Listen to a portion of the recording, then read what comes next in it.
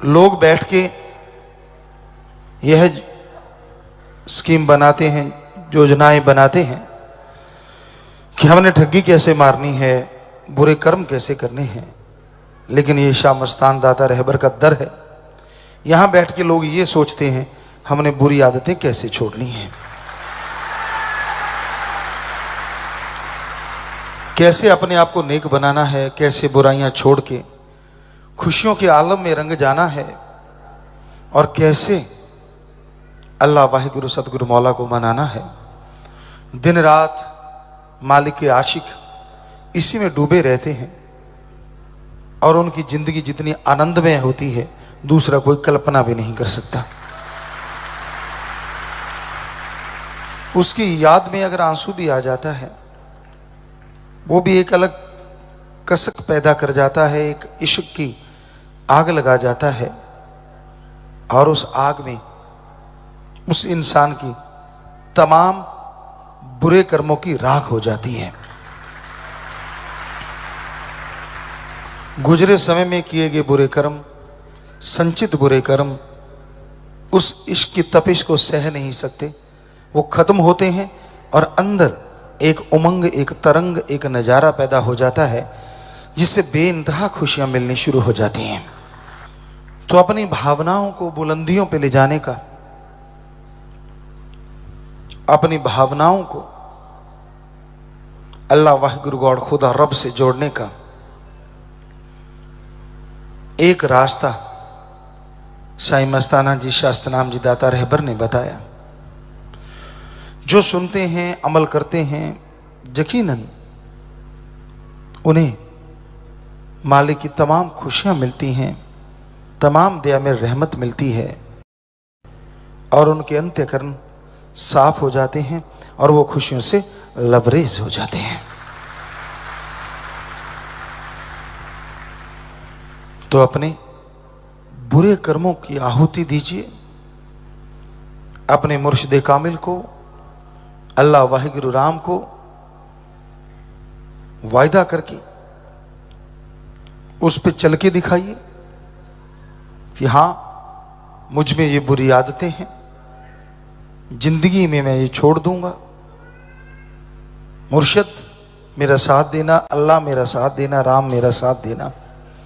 सुबह शाम सुमरन करो, 5 मिनट, 10 मिनट, 20, 25 जितना कर सको, घंटा, 1.5 घंटा, 2 घंटे, 3 घंटे, जो भी आप कर सको,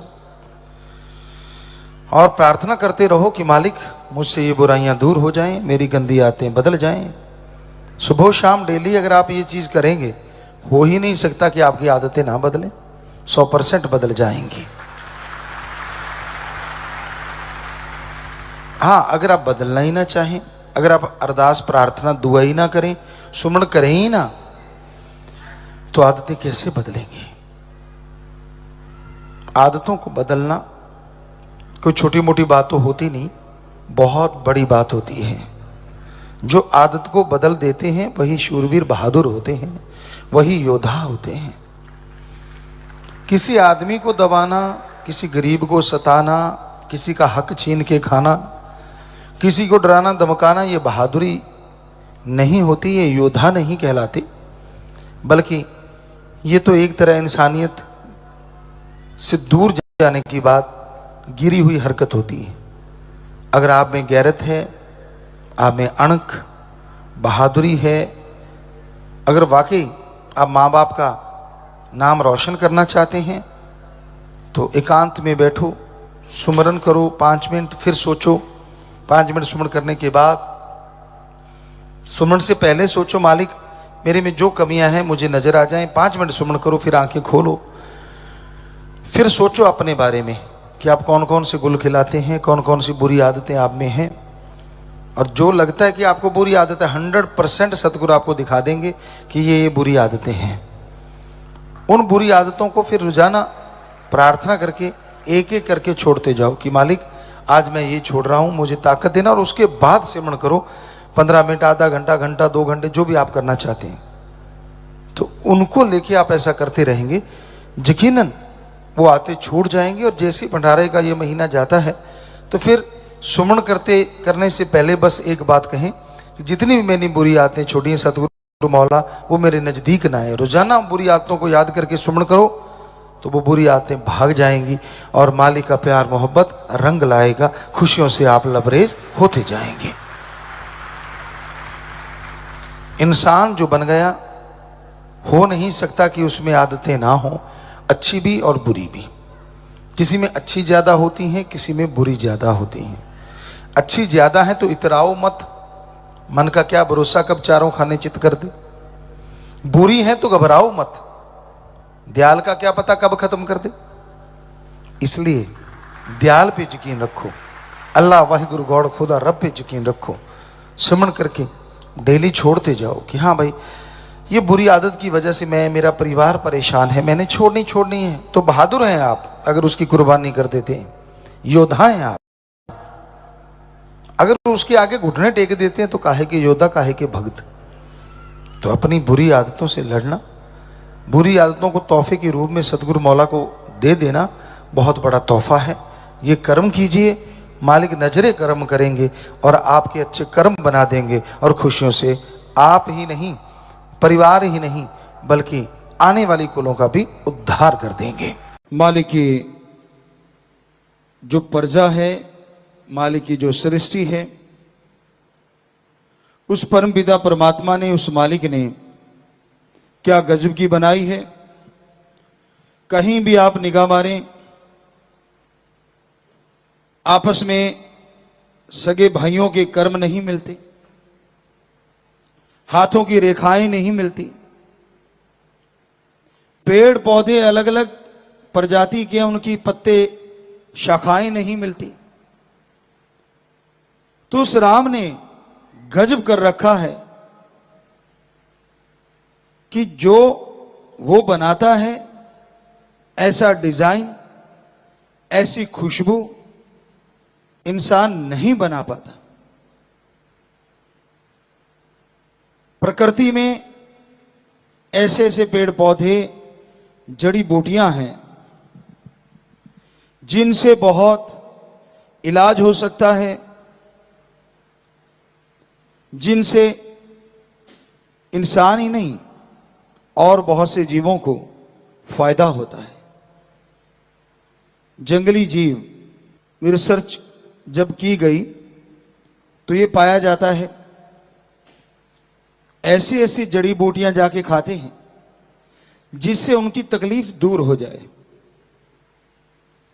आयुर्वेदा में जो लिखा और उसके अलावा जो अनुभव किया गया वो यही था कि बंदर हैं, कुछ और जीव हैं, वो जब जंगलों में घूमते थे, कोई चोट लग गई, कोई मुश्किल आ गई, तो जाके किसी पौधे को, फल पत्तियों को, पेड़ को जाके वो खाते थे, उनकी छाल खाते थे, पत्ते फूल खाते थे, तो वो ठीक लगते थे उसके बाद और फिर बिल्कुल ठीक हो जाते थे। तो वैद्य, आज की अकॉर्डिंग डॉक्टर कह लो, उन्होंने उन पशुओं को फॉलो किया और देखा कि वाकई जड़ी बूटियों में तो बड़ी ताकत है, बड़ी बड़ी ऐसी प्रकृति प्रभु ने बनाई है जिससे पूरी मानवता का भला किया जा सकता है। तो उससे फिर दवाइयां बनती गई। लेकिन आज ऐसा दौर आ गया है, हर चीज में बिजनेस, व्यापार ज्यादा हो रहा है। जान बचाने के लिए दवाओं का इस्तेमाल होना चाहिए, लेकिन आज उन्हीं दवाओं का गलत इस्तेमाल करके लोगों की जान भी जा रही है। जिसे ड्रग कहें, नशा कहें, बच्चे उसको उसी रूप में लेते हैं और फिर बुरा हाल हो जाता है। बहुत से ऐसे मां बाप जो इस लम्हों से गुजरे होंगे, जिन्होंने उन पलों को जिया होगा जब उनके सामने उनका घर का चिराग, बेटी या बेटा, नशे की वजह से तड़प तड़प के मर रहा। या मर रहा था, उन पलों का एक मां से पूछा जाए, एक बाप बहन बेटी से पूछा जाए, तो वो ही जानती है दर्द क्या होता है।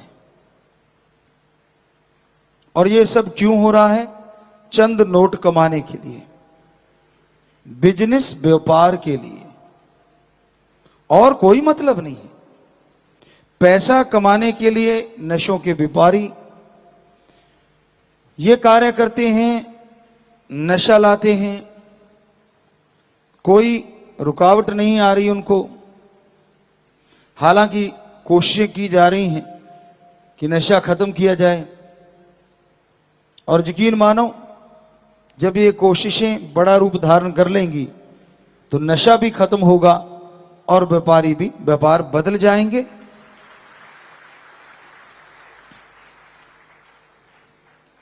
व्यापार के लिए बहुत विभाग हैं, बहुत सारी और चीजें हैं।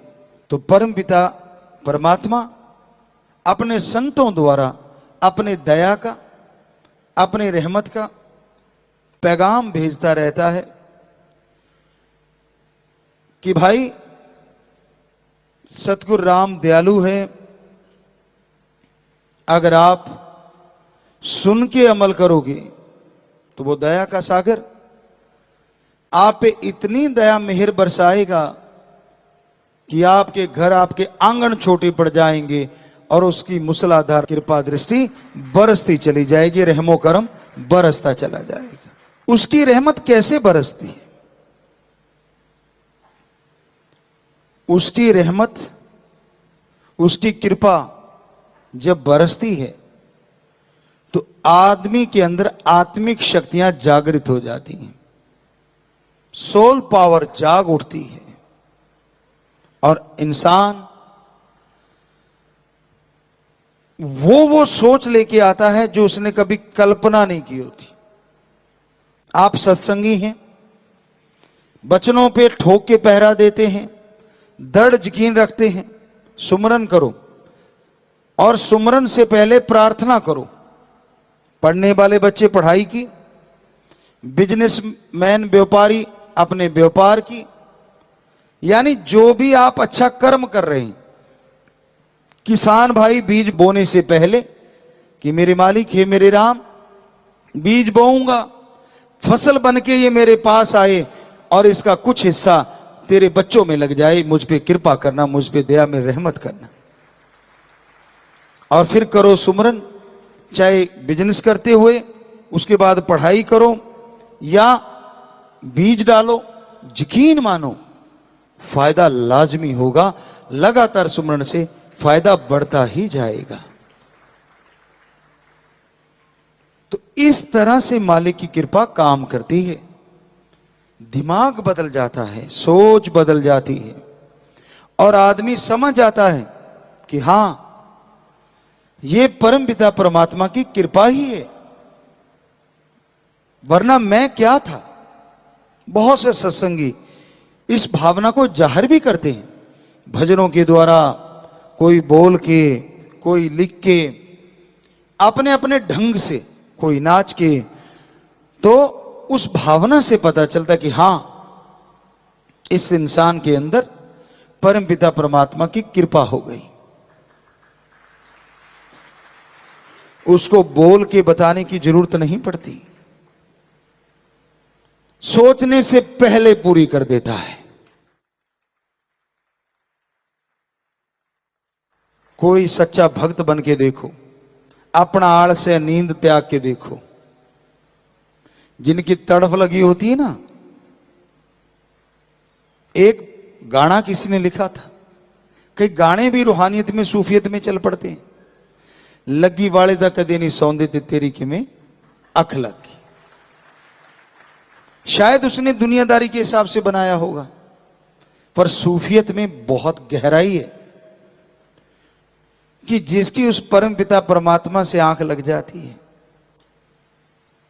फिर इस आंख में कोई दूसरा आ ही नहीं पाता। क्योंकि देखने का विजन बड़ा छोटा सा होता है। डॉक्टर साहबान जानते हैं, एक सेंटर में हमारे बिंदु होता है, एक छोटा सा, सारा पिक्सल वहीं से आता है,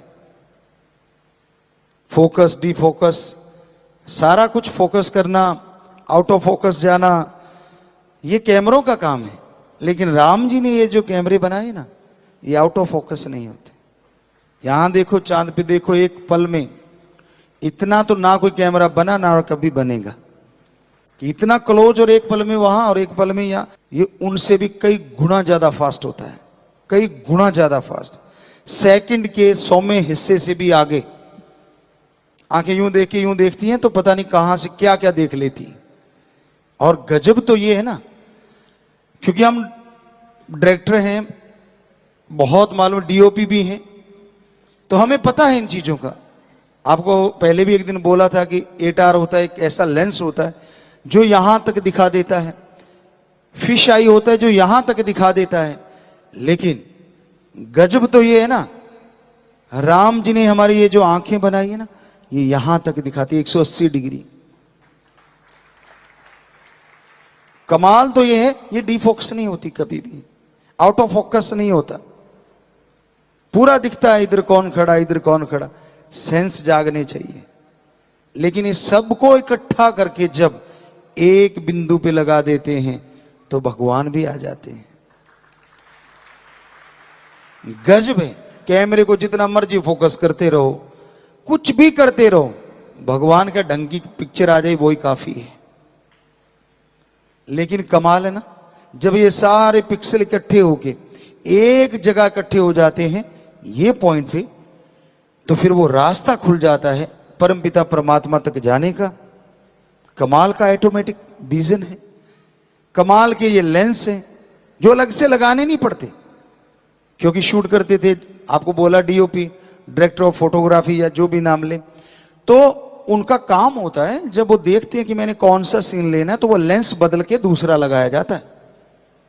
कि अब मैंने फोकस बिल्कुल क्लोज लेना है, अब मैंने वाइड एंगल लेना है, अब मैंने लोअर एंगल लेना है, अब मैंने ये लेना है, तो वो सारे अलग से लेंस होते हैं।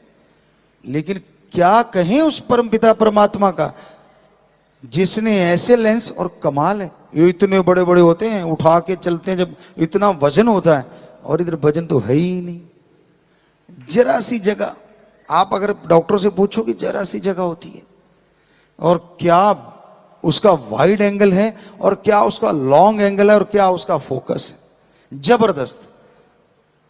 इससे बड़ा तो हो ही नहीं सकता ना, कि जब उसको टोटली फोकस कर देते हैं एक पॉइंट पे तो भगवान जी भी आ जाते हैं। पर इसको फोकस करने के लिए इस माइंड में राम का नाम लाना पड़ता है, उसको याद करना पड़ता है जिसने ये ऑटोमेटिक लेंस बनाए हमारे अंदर। तो उसको जब याद करते हो तो ये सब चीजों को आउट ऑफ फोकस करके एक जगह फोकस होने शुरू हो जाते हैं।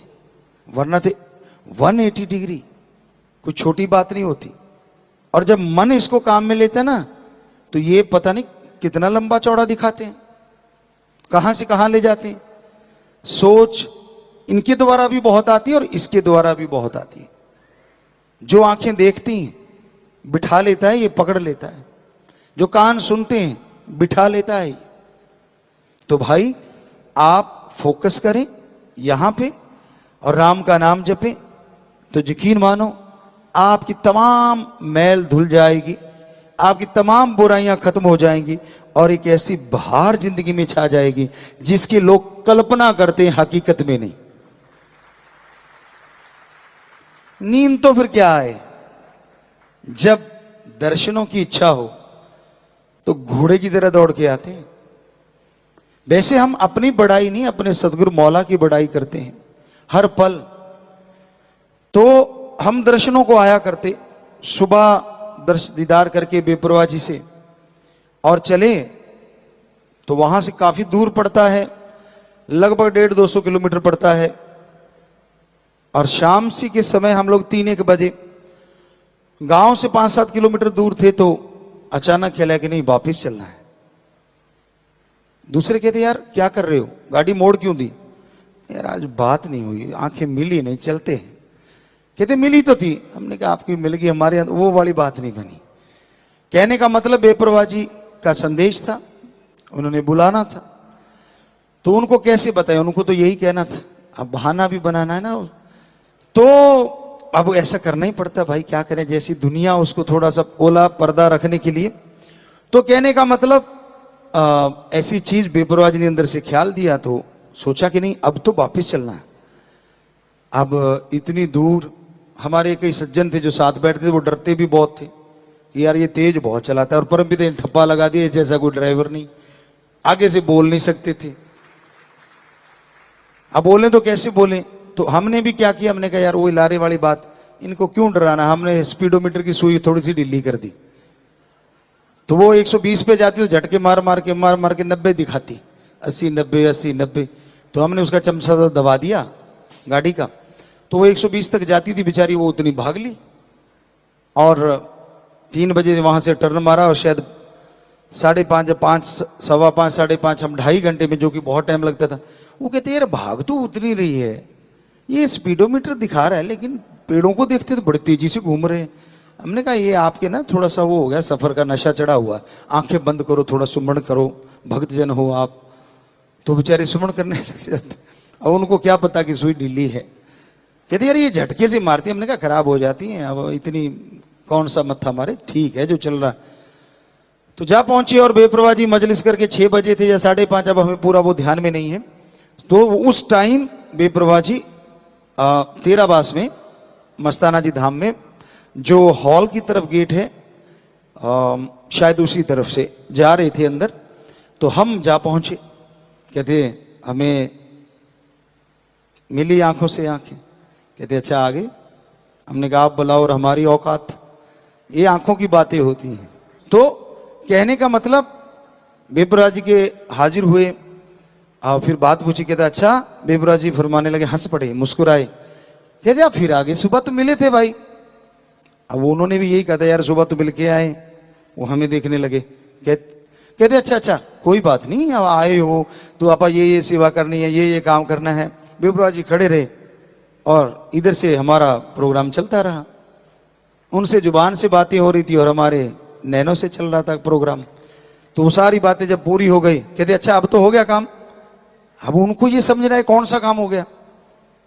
वो कहते हाँ जी दर्शन हो गए पिताजी, अब ठीक है। कहते अच्छा फिर अब जाना चाहो तो जाओ। तो हमें क्या लगे, बोल अब फिर तो नहीं ले आएगा वापस। कहते नहीं तो यहीं सो जाते हैं। हमने कहा नहीं अब नहीं ले जाते। बेपरवाह जी ने बोल तो दिया यार काम हो गया, अपने दर्शन हो गए बस। तो बड़े खुश, कहते हाँ यार वाकई दर्शन तो हो गए यार, तूने गाड़ी बता, सच बता कितनी थी। हमने कहा आपकी सुई बताती है, हमें सच झूठ का क्यों पूछते हो। कहते सुई तो 80 90 पे ही रही, वो जाते टाइम भी बेचारी वो हम 80 90 ही चलाई, तो वो 80 90 पे धक्का मार मार के आ जाती थी, उससे आगे नहीं जाती थी, ये पक्का था उसका। तो कहते हाँ यार आज भी उतनी ही जा रही है, पर पेड़, हमने कहा अंधेरे में पेड़ कैसे घूमेंगे। तो हम लोग घर पहुंच गए। तो कहने का मतलब जब लगी होती है ना तो फिर लगी होती है। खसम को भी पता होता है उस राम को, सतगुरु मौला को। और कई ऐसे होते हैं यहां सोए रहते हैं, उठ के आने में भी यूं डगमगाते हुए यूं आएंगे, बड़ा तरस आता है। अरे जिनको नसीब है वो नसीब बनाना नहीं चाहते, और जो नसीब बनाना चाहते कई बार नसीब नहीं हो पाता। पर हमेशा ऐसा नहीं रहने वाला, जिनको चाहते हैं उनके तो जरूर बनने हैं, वो घर बैठे तो भी बन जाएंगे। और ये मत समझो कि यहां बैठा वो ज्यादा ही बनवा लेगा। अब जिसको इच्छा ही नहीं है, नींद नहीं मार रखा है, उठ के आने में तकलीफ, चलने में तकलीफ, पांव घसीट घसीट के चलना, ऐसे लगता है जैसे अमली आ रहा हो। जो यार का अमली होता है ना तो कहता है पंख लगा दे यारा उड़ के आ जाऊं। जो राम का आशिक होता है, परमपिता परमात्मा का आशिक होता है, तो आशिक तो उसके बन के रहो।